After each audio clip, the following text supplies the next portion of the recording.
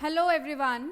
So today in this class we are going to discuss about the animal tissue. Okay? और आज हम जो chapter start करने वाले हैं उसका नाम है चैप्टर नंबर 7.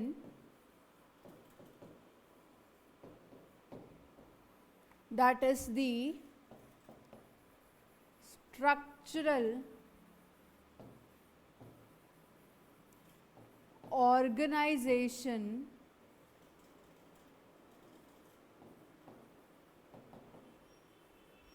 in animals.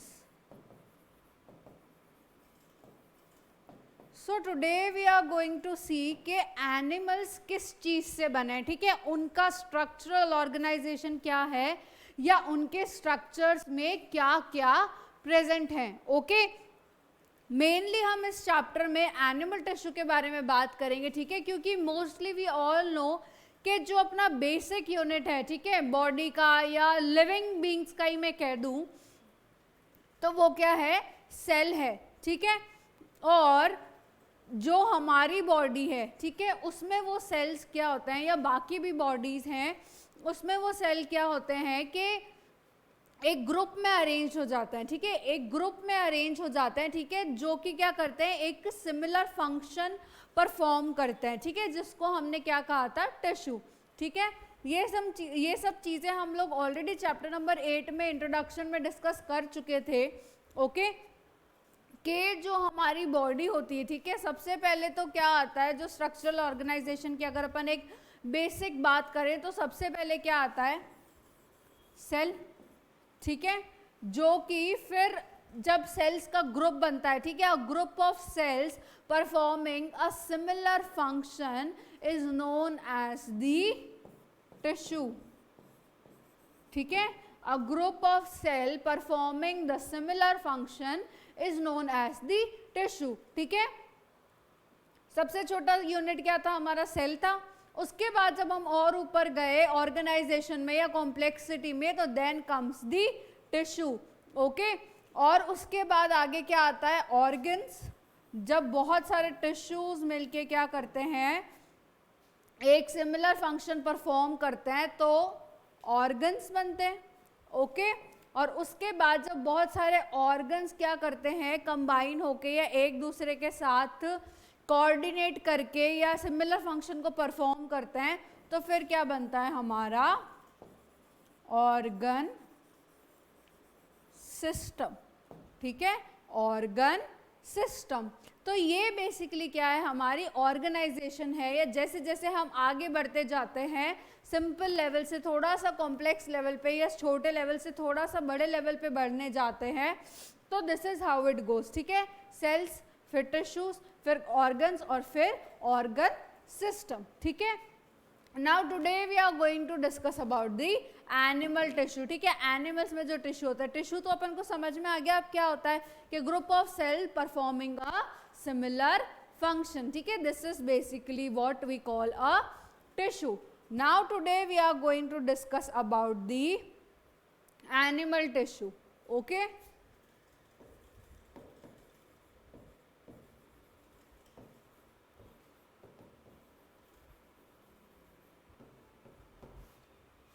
अब एनिमल्स में भी जो टिश्यू होते हैं, ठीक है, वो क्या करते हैं, अलग अलग फंक्शंस परफॉर्म करते हैं. ठीक है, जो भी टिश्यूज हैं वो क्या करते हैं, अलग अलग फंक्शन परफॉर्म करते हैं. So on the basis of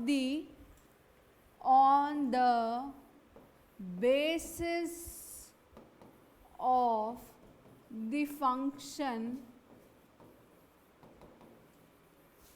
performed,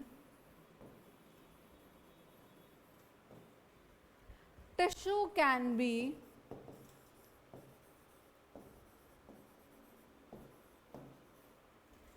be of 4 types. ठीक है, on the basis of the function they perform, tissues can be of 4 type. अगर अपन मेनली बात करें तो टिश्यूज कितने तरह के होते हैं, 4 टाइप्स के. ठीक है, और अब आज हम उनमें से क्या करेंगे, सिर्फ 2 टाइप्स को डिस्कस करेंगे, ठीक है। आज हम उनमें से क्या करेंगे, सिर्फ 2 टाइप्स को डिस्कस करेंगे, ठीक है। फर्स्ट हो जाएगा हमारा एपिथेलियल टिश्यू, ठीक है। सेकंड हो जाएगा हमारा एपिथेलियल टिश्यू, सेकंड हो जाएगा हमारा कनेक्टिव टिश्यू,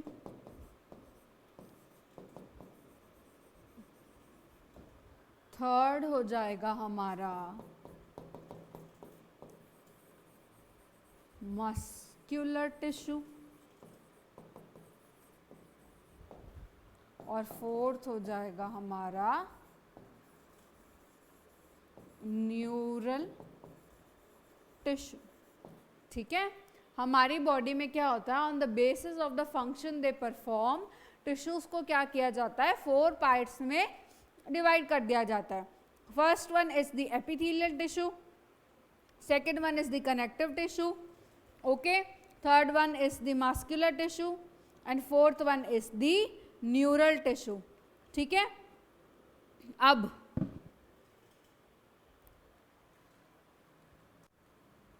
सबसे पहले जो हम टाइप ऑफ टिश्यू डिस्कस करने वाले हैं, that will be the epithelial tissue, ठीक है।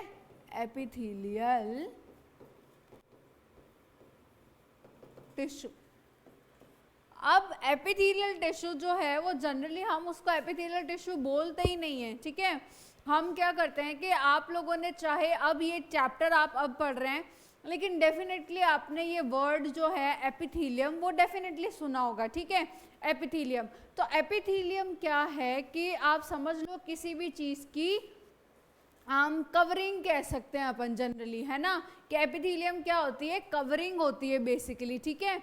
और ये जो एपिथेलियल टिश्यू होता है वो किस में प्रेजेंट होता है, एपिथेलियम्स में। वो किस में प्रेजेंट होता है, एपिथेलियम्स में, ठीक है।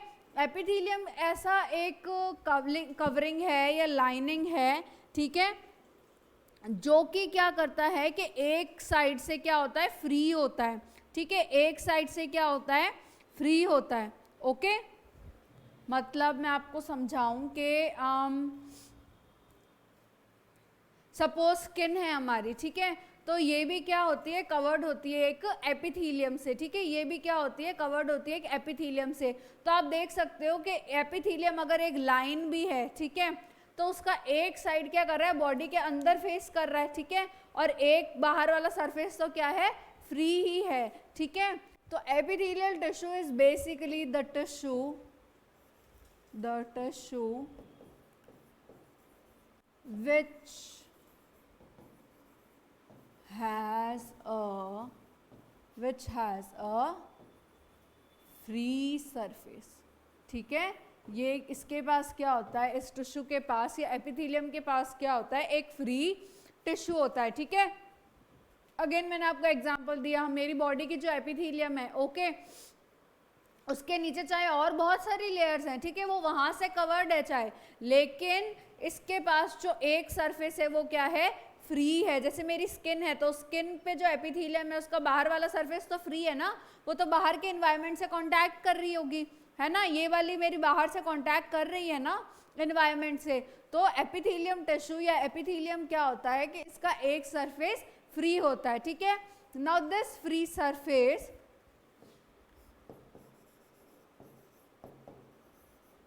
either faces the outer environment, ठीक है, the outer environment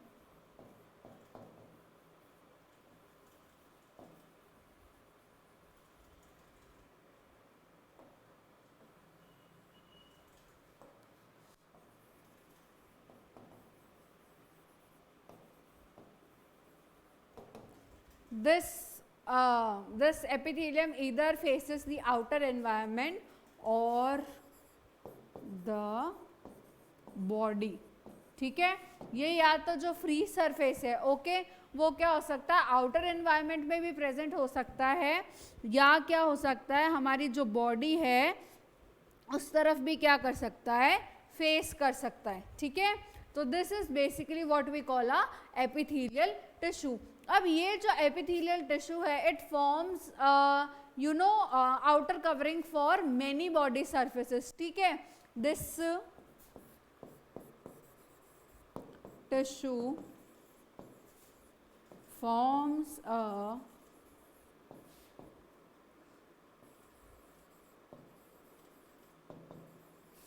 covering for some parts of the body, ठीक है। कुछ पार्ट्स जो बॉडी के हैं उसकी ये एपिथेलियम क्या होती है, एक कवरिंग की तरह एक्ट करती है, ठीक है। अब ये जो एपिथेलियम है, ठीक है, this can be of two types, this epithelium can be of two types,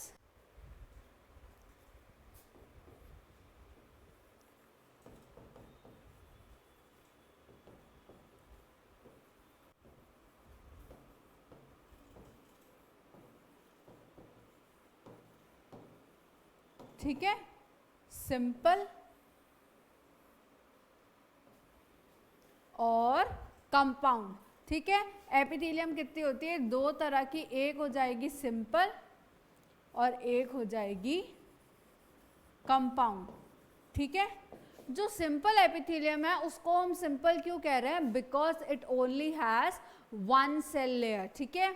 जो सिंपल एपिथेलियम है it has only single cell layer, ठीक है, it only has single cell layer, okay. And the compound epithelium is called so because it has more than one या two या three layers कह सकते हैं हम, है ना। It has more than one cell layer, ठीक है। तो जिसमें क्या है, एक प्रेजेंट है, ओनली एक सेल लेयर है, उसको हम क्या बोलते हैं, सिंपल एपिथेलियम बोलते हैं, ठीक है। और जिसमें क्या है, more than one layer present है, उसको हम क्या बोलते हैं, कंपाउंड एपिथेलियम, ठीक है। अब ये जो सिंपल एपिथेलियम होती है, ठीक है, ये जनरली कहाँ प्रेजेंट होती है, प्रेजेंट कहाँ होंगी ये, body cavities,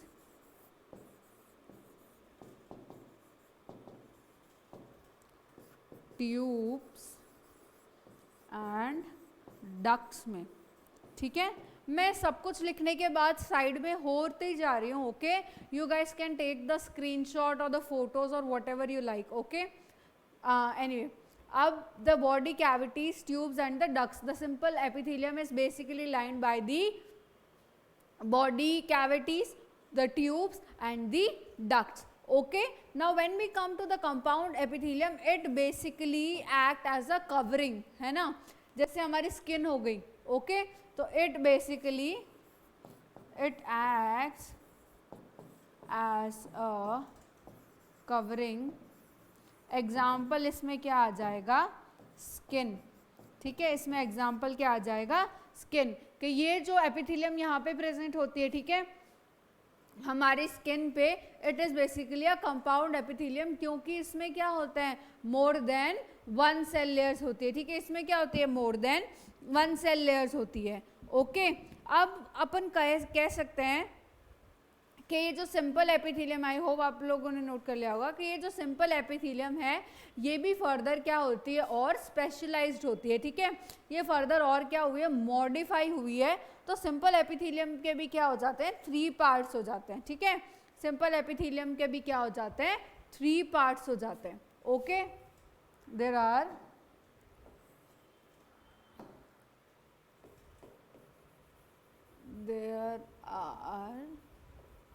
three types of simple epithelium, ठीक है। सिंपल एपिथेलियम की अगर अपन बात करें तो ये कितने टाइप की हो जाती है, थ्री टाइप्स की, ठीक है। और बेसिकली इनका जो नाम है वो इनके किस पे है, शेप के बेसिस पे है, या मैं कहूँ, हाँ, shape would be right, okay. तो ये क्या होती है, शेप के बेसिस पे इनका जो नाम है वो पढ़ा है, ठीक है। First one is the squamous epithelium, okay.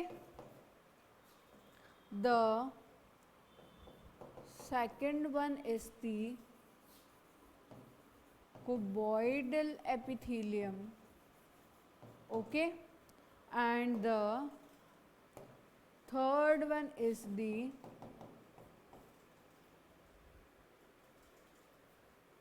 squamous cuboidal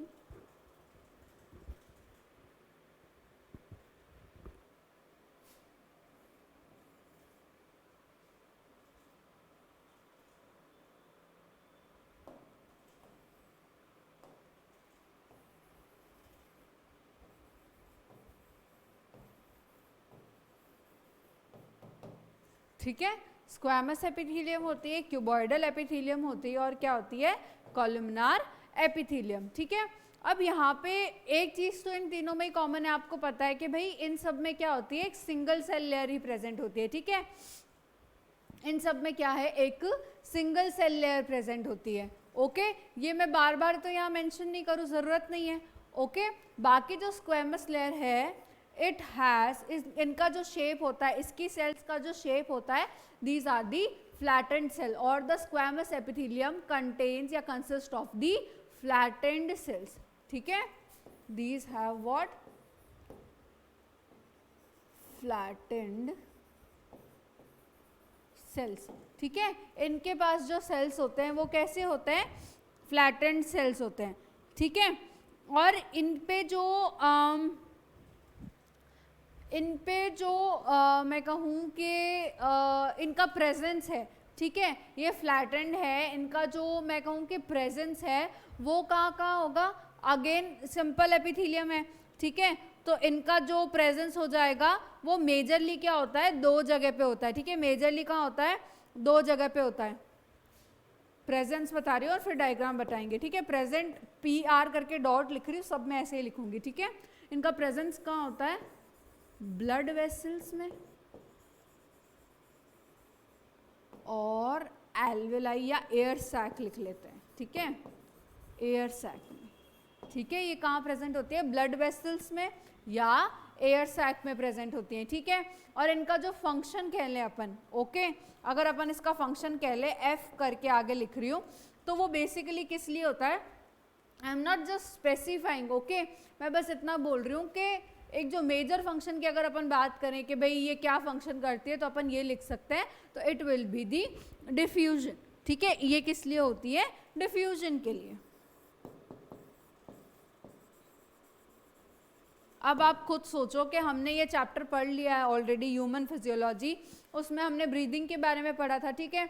एल्वेलाइज पढ़े थे, वहाँ पे क्या एपिथेलियम प्रेजेंट थी, मेम्ब्रेन प्रेजेंट थी, बिल्कुल प्रेजेंट थी, ठीक है।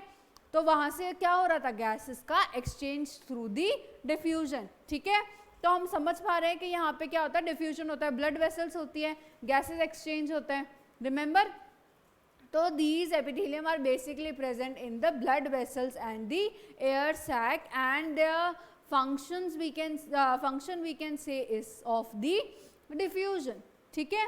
और अगर अपन का शेप देखेंगे, शेप सबका एक ही कलर से बना देते हैं, ब्लैक से बना देते हैं, ठीक है। अगर स्क्वैमस एपिथेलियम का अगर अपन शेप देखें तो इट लुक्स लाइक दिस, आई होती है ना, आँख ऐसे, ठीक है। ये क्या हो जाएगी हमारी स्क्वैमस सेल्स, ठीक है, ये क्या हो जाएगी हमारी स्क्वैमस सेल्स, ओके। लिख लीजिए फटाफट से।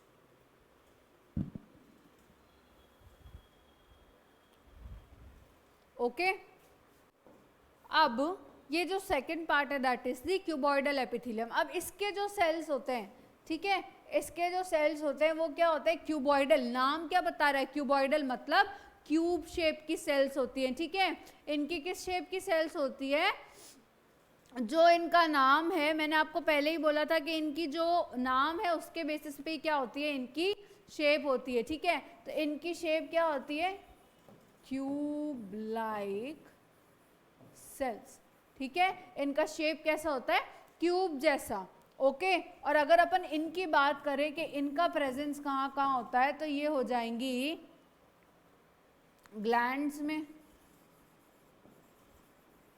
ग्लैंड्स और tubular part of the nephron, ठीक है।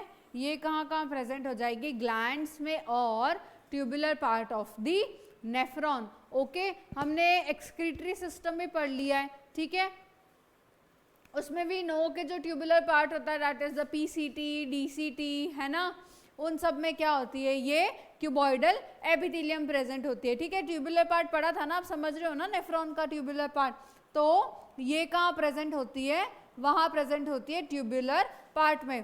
तो अब एक थोड़ा सा जनरल नॉलेज लगा के देखते हैं कि ये कहाँ प्रेजेंट है, ग्लैंड्स में। ग्लैंड्स का मेन काम क्या होता है, सिक्रीशन, ठीक है। उसके बाद अगर अपन ट्यूबुलर पार्ट में आ जाए, ग्लैंड्स में तो अपन ने मेन तो सिक्रीशन पढ़ा था, ट्यूबुलर पार्ट है, ट्यूबुलर पार्ट का फंक्शन क्या होता है, सिक्रीट भी करता है ट्यूबुलर पार्ट, और क्या करता है, वापस रीअब्जॉर्प्शन भी करता है, ठीक है।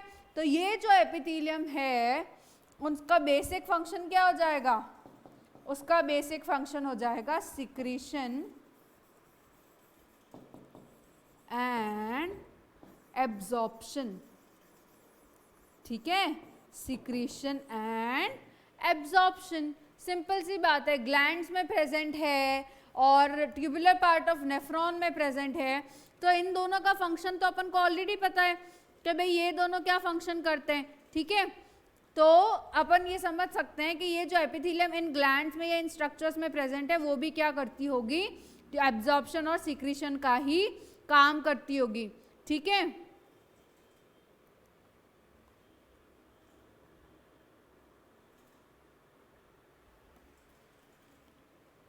अब थर्ड पार्ट, ओके, इसका डायग्राम होपफुली लिख लिया होगा आप लोगों ने। यहाँ पे जगह नहीं है, यहाँ ऊपर यहाँ बना देते हैं, ठीक है, क्यूब लाइक सेल्स, ये क्यूब, ठीक है।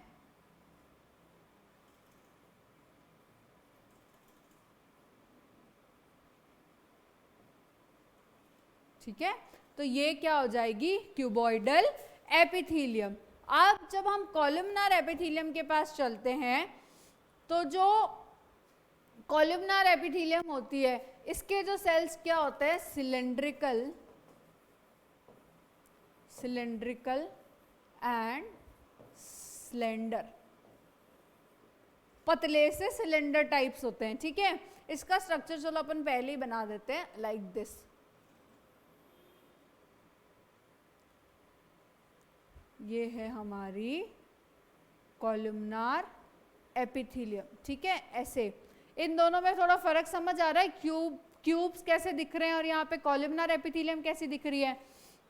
इसमें एक स्पेसिफिक बात है, यहाँ पे जो न्यूक्लियस दिख रही है वो आपको कहीं ना कहीं सेल्स के बीच में दिख रही है, लेकिन जो कॉलमनार एपिथेलियम की न्यूक्लियस होती है या जो कॉलमनार सेल्स की जो न्यूक्लियस होती है, it is present at the base, ठीक है, it is present at the base, okay। तो the epithelium, sorry, the nucleus of the columnar cells are present at the base of the cells, ठीक है। और दूसरा ये कहाँ प्रेजेंट होंगे, स्टमक में और इंटेस्टाइन में, ठीक है। ये कहाँ प्रेजेंट होते हैं, स्टमक एंड इंटेस्टाइन, ठीक है। ये एपिथेलियम मेजरली कहाँ प्रेजेंट होती है, स्टमक में और इंटेस्टाइन में, ठीक है। और इनका फंक्शन भी क्या होगा, सिक्रीशन एंड एब्जॉर्प्शन, ठीक है, सिक्रीशन एंड एब्जॉर्प्शन, ओके, तो ये क्या है, इनका बेसिक फंक्शन है इन सारी एपिथेलियम्स का। ओके, फटाफट से नोट कर लो। फिर अब कुछ कुछ इंपॉर्टेंट मतलब बातें बतानी है एपिथेलियम्स के बारे में, ठीक है।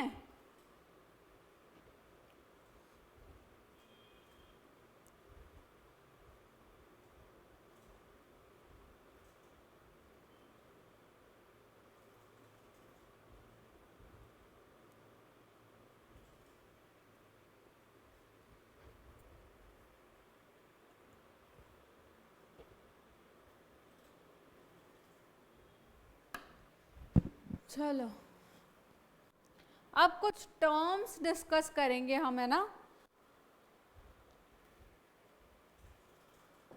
पहला जो डिस्कस करेंगे that is the ciliated epithelium.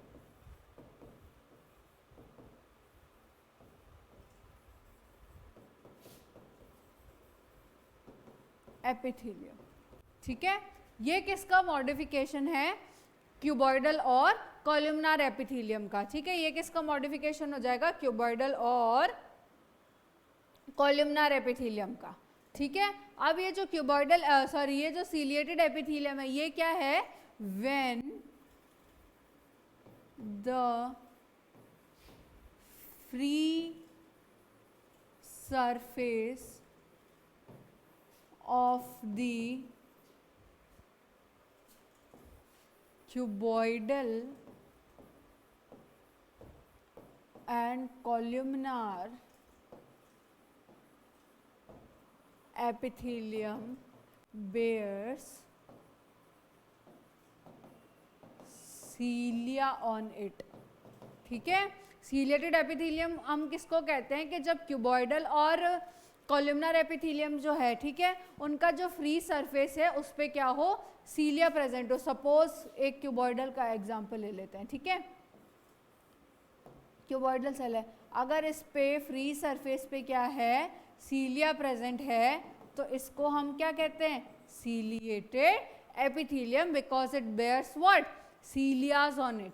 Okay, अब ये कहाँ प्रेजेंट होती है, these are present,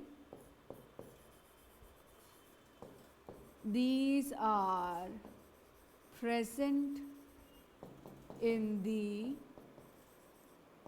hollow organs, ठीक है। these are basically present in the hollow organs, okay। और ये बेसिकली इनका फंक्शन क्या होता है, अगर इनका फंक्शन देखें तो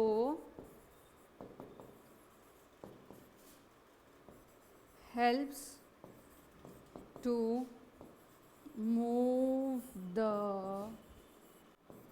particles, ठीक है।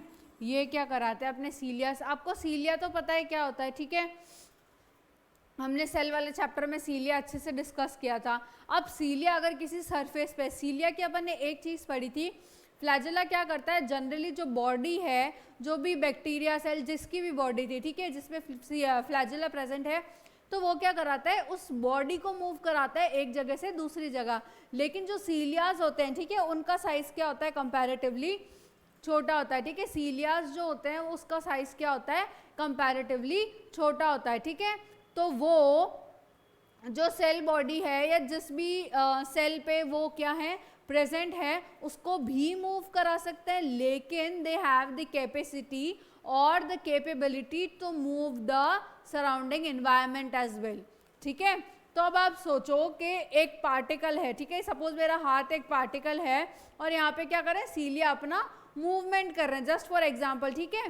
तो यहाँ पे कोई पार्टिकल पड़ा है तो ये इसको धक्का दे दे के आगे लेके जा सकते हैं सीलियास बहुत सारे, ठीक है।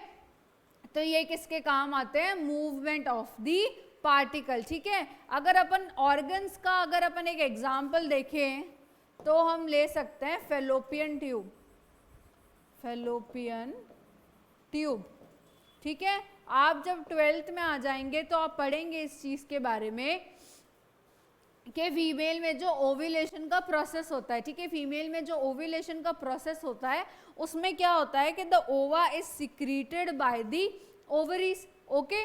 ओवरीज नाम सुना है, ज़्यादा डिटेल में नहीं जा रहा है, बस एक चीज़ समझाने की कोशिश कर रही हूँ कि ओवरीज नाम सुना है, ठीक है। ओवरीज से क्या होता है, ओवा सिक्रीट होता है, ठीक है।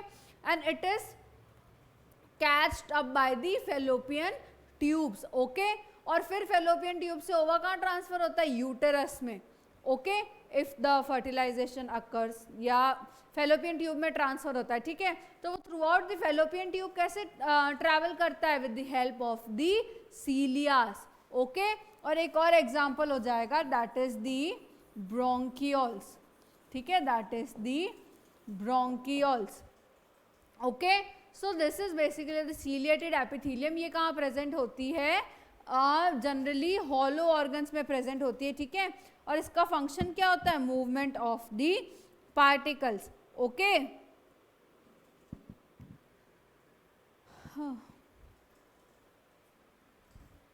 लिख लो जल्दी से. अब ये तो था कॉलमनार और क्यूबॉइडल सेल्स का एक मॉडिफिकेशन. ठीक है, दैट इज दी, या तो सेल्स क्या हो सकते हैं, सॉरी एक मॉडिफिकेशन था कि अगर इन क्यूबॉइडल या कॉलमनार सेल के फ्री सरफेस पे अगर सीलियास प्रेजेंट हो, ठीक है, तो उसको अपन क्या बोलते हैं? Ciliated epithelium. एक और मॉडिफिकेशन पढ़ेंगे हम. Okay that is the glandular epithelium. ठीक है, उसको अपन क्या बोलेंगे? Glandular epithelium.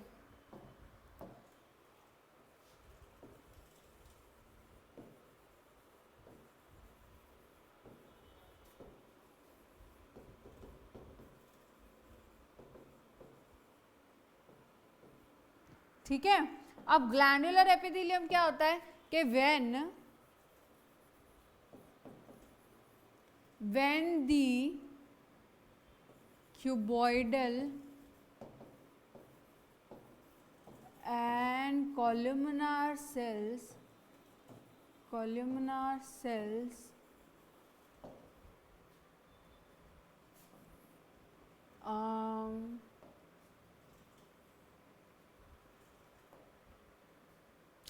मॉडिफाई लिख देती हूँ मैं, मॉडिफाई टू secrete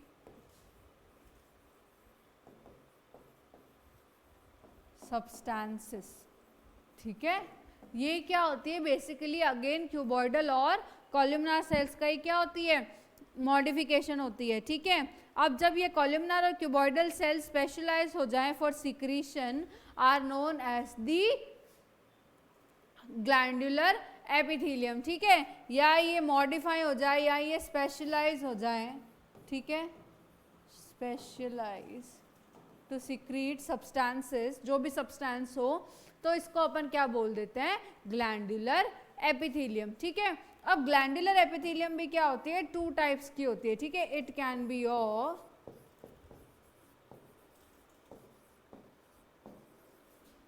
2 टाइप्स. ठीक है, एक हो जाएगा हमारा यूनिसेल्युलर, जिसमें एक लेयर है. ठीक है, या सिंगल सेल्स हैं. और एक क्या हो जाएगा? Multi cellular. ठीक है, एक क्या हो जाएगा? यूनिसेल्युलर, और एक क्या हो जाएगा? Multi cellular. अब यूनिसेल्युलर में क्या होता है कि एक सिंगल आइसोलेटेड सेल है. ठीक है, एक सिंगल आइसोलेटेड क्या है? सेल प्रेजेंट है. किसमें? यूनिसेल्युलर में. ठीक है, अब इसका एग्जाम्पल क्या हो जाएगा? Goblet cells of the alimentary canal. ठीक है, इसमें क्या होंगे? यूनिसेल्युलर में क्या होंगे? आइसोलेटेड क्या होंगे? ग्लैंडुलर सेल होंगे. ठीक है, आइसोलेटेड क्या होंगे? ग्लैंडुलर सेल्स प्रेजेंट होंगे. ठीक है, जैसे अपन लिख सकते हैं example, goblet cells of the alimentary canal.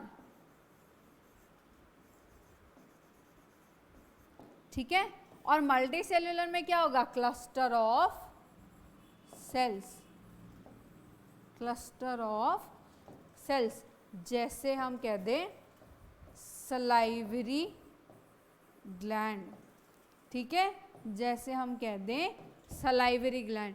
तो ये क्या होता है, ग्लैंडुलर एपिथेलियम के जब क्यूबॉइडल और जो कॉलमनार सेल्स है these are they get specialized to secrete substances, ठीक है, तो उसको अपन क्या बोल देते हैं, ग्लैंडुलर एपिथेलियम। ओके, अब और बाकी ये क्या होती है, दो तरह की हो सकती है, one can be of the unicellular and another one can be of the multicellular. Multicellular मतलब क्लस्टर्स ऑफ सेल, ठीक है। अब ये क्या हो जाएगा कि इसमें एग्जांपल हो जाएगा हमारा सलाइवरी ग्लैंड, ओके, और उसमें जो यूनिसेल्युलर है उसका एग्जांपल क्या हो जाएगा, आइसोलेटेड सेल्स या goblet cells of the alimentary canal. लिख लिया, नेक्स्ट टॉपिक पे चलेंगे अब। ओके, अब ये तो क्या था कि भाई हमारा सेल्स के टाइप पे या नंबर ऑफ सेल्स इन्वॉल्व के बेसिस पे ये क्या था, टाइप से, that is the unicellular and the multicellular. Now on the basis of the secretion poured from the gland, the gland can be of two types, ठीक है, the gland can be of the two types. One is the exocrine gland and another one is the endocrine gland, ठीक है। एक क्या हो जाएगा, exocrine gland, और एक क्या हो जाएगा, एंडोक्राइन ग्लैंड, ठीक है। एंडोक्राइन ग्लैंड को अपन डक्टलेस ग्लैंड्स भी कह सकते हैं, ठीक है। एंडोक्राइन ग्लैंड्स को हम डक्टलेस ग्लैंड्स भी कह सकते हैं, ठीक है। इसको अपन डक्टलेस ग्लैंड क्यों बोलते हैं, because they secrete their secretions in the open spaces, ठीक है। ये जो एंडोक्राइन ग्लैंड होते हैं, ये जो अपने सिक्रीशंस होते हैं वो कहाँ सिक्रीट करते हैं, ओपन स्पेसेस में, ठीक है। तो इसलिए इसमें क्या होता है, डक्ट्स नहीं होते, ओके। अब इसलिए अपन इसको क्या बोलते हैं, डक्टलेस ग्लैंड्स, ठीक है। और वहीं अगर अपन एक्सोक्राइन ग्लैंड की बात करें, ठीक है, यही अगर अपन एक्सोक्राइन ग्लैंड्स की बात करें तो इनका जो सिक्रीशन है, ठीक है, secrete their secretions in ducts और ट्यूब्स, ठीक है। ये जो एक्सोक्राइन ग्लैंड्स होते हैं ये क्या करते हैं, अपना जो नॉर्मल सिक्रीशन है वो किस में सिक्रीट करते हैं, डक्ट्स में या ट्यूब्स में, ठीक है। वेयर एज जो एंडोक्राइन ग्लैंड्स है they secrete their secretions in the open spaces, या मैं कहूँ प्रॉपर लैंग्वेज ही लिख लेते हैं फिर कंफ्यूजन हो जाती है, ठीक है।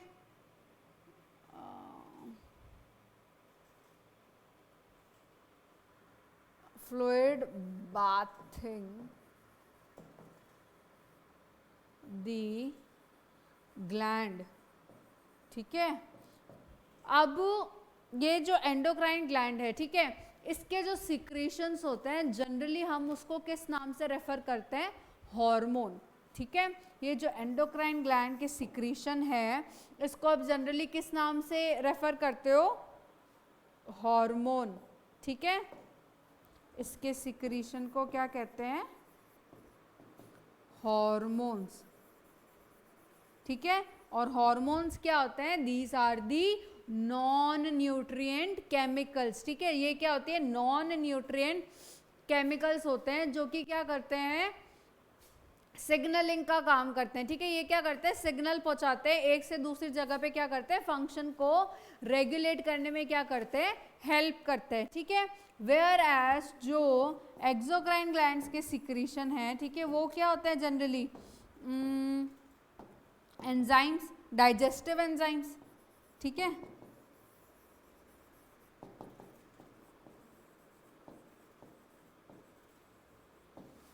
डाइजेस्टिव एंजाइम्स हो गया, वैक्स हो गई, ठीक है। पेनक्रियाज भी क्या होता है, एक्सोक्राइन और एंडोक्राइन दोनों तरह का ग्लैंड होता है, ठीक है। तो इसमें क्या क्या आ जाएगा हमारा, डाइजेस्टिव एंजाइम, वैक्स आ गया और सलाइवा आ गया, ठीक है। ये सब क्या होते हैं, substances that are secreted from the exocrine gland, ठीक है।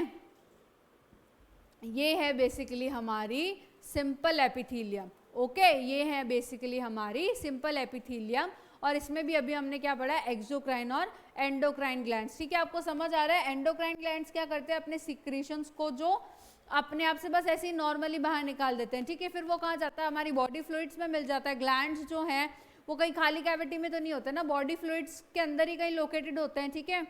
हमारी बॉडी के अंदर ग्लैंड्स प्रेजेंट है, हमारी बॉडी के अंदर फ्लूइड भी प्रेजेंट है, ठीक है। तो जो ग्लैंड्स के आसपास जो फ्लूइड प्रेजेंट होता है ये अपनी सिक्रीशंस उसमें डाल देते हैं, ठीक है। फिर आगे इन हॉर्मोन्स का काम है, हॉर्मोन्स क्या है, सिक्रीशंस है एंडोक्राइन ग्लैंड्स के, ठीक है। फिर आगे इनका काम है कि इनको कहाँ जाना है, कहाँ नहीं जाना है, ठीक है। वो अपनी बॉडी देख लेती है, और इसलिए इसको क्या बोलते हैं, डक्टलेस ग्लैंड्स, क्योंकि इसमें क्या होती है, डक्ट्स प्रेजेंट नहीं होती, ये अपने सिक्रीशंस कहाँ डालते हैं, डक्ट में नहीं सिक्रीट करते, ओके। वेयर एज जो एक्सोक्राइन ग्लैंड है, ठीक है, ये कहाँ सिक्रीट करते हैं अपने सिक्रेशंस, डक्ट्स में या ट्यूब्स में, ओके। और इनका अगर अपन एग्जांपल देखें तो डाइजेस्टिव एंजाइम्स हो जाएंगे, वैक्स हो जाएगा, सलाइवा हो जाएगा, ऑयल हो जाएगा, ठीक है, म्यूकस सिक्रीशंस हो जाएंगे। ये सब क्या होता है, टाइप्स ऑफ एक्सोक्राइन सिक्रीशंस, ठीक है। तो this was all about the simple epithelium, okay. In the next class we will discuss about the compound epithelium and the connective tissue, okay. That's it for today's class. I hope you guys understood it. Thank you.